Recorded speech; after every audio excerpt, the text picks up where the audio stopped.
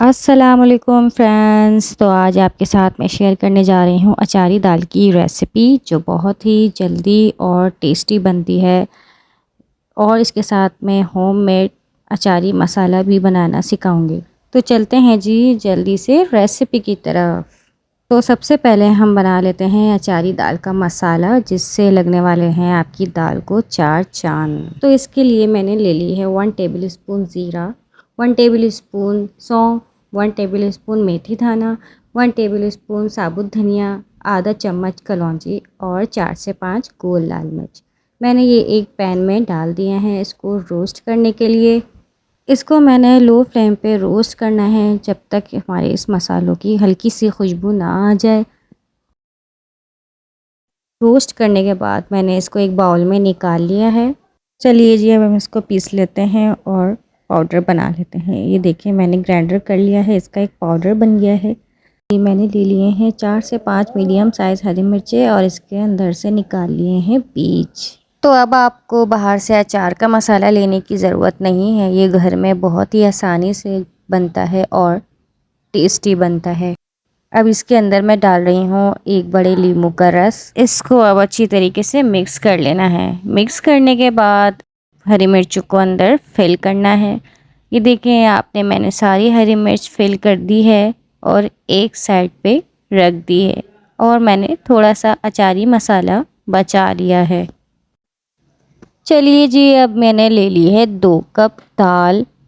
دال کو ایک اچھی طریقے سے واش کرنے کے بعد اس کو 1 گھنٹہ بھگو دیا تھا، پھر بھگونے کے بعد اس کو میں نے بوائل کرنے رکھ دیا ہے۔ یہ دیکھیں آپ بوائل کرنے کے بعد میری اچھی طریقے سے دال گل چکی ہے۔ اچھا جی، تو اب میں نے لے لی ہے 1 بڑی پیاز، جو میں نے اس کو باریک باریک کاٹ لیا ہے۔ ہم کر لیتے ہیں اپنی اچاری دال کو تیار۔ تو میں نے ایک پین میں لے لیا ہے آدھا کپ آئل، پھر اس کے اندر ڈال دی ہے میں نے باریک کٹی ہوئی پیاز۔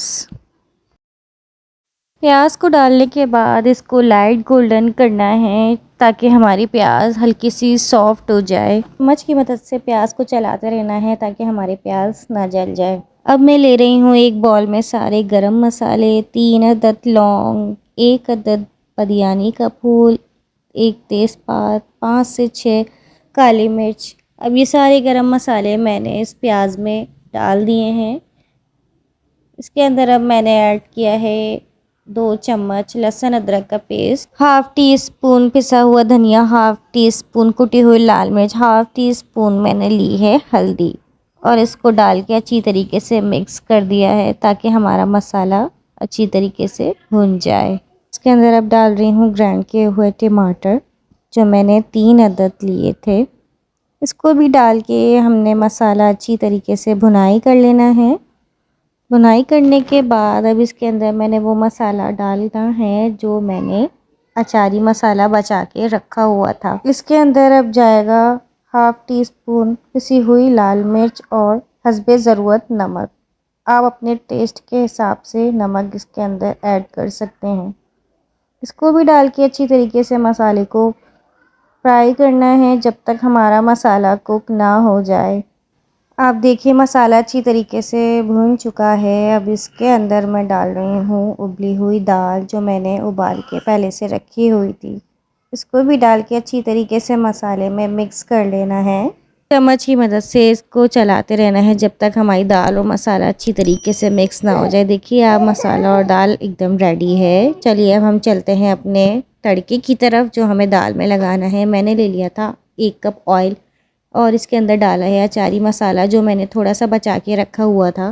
پھر میں ڈال رہی ہوں اس کے اندر فل کی ہوئی ہری مرچ، جو میں نے اچاری مسالے سے فل کی تھی۔ اب میں اس کے اندر ڈال رہی ہوں 4 سے 5 گول لال مرچ۔ یہ سب ڈالنے کے بعد اس کو کور کر دینا ہے تاکہ ہماری ہری مرچ تھوڑی سی سافٹ ہو جائے۔ یہ دیکھیے ہری مرچ ہماری سافٹ ہو گئی ہے اور اچاری مسالہ بالکل ریڈی ہے۔ ریڈی ہونے کے بعد تڑکے کو دال کے اندر ڈال دیں گے۔ زبردستی خوشبو آ رہی ہے ویورز، تو آج سمجھ رہے تھے گھر میں نے دال نہیں دال گوشت بنایا ہے۔ تو میں اب آپ کو دکھا رہی ہوں اچاری دال کی لوکی، جو بہت ہی لذیذ اور عمدہ بنتی ہے۔ تو اچھی لگی ہے تو لائک اور کامنٹ کرنا نہیں بھولیے گا۔ بائے۔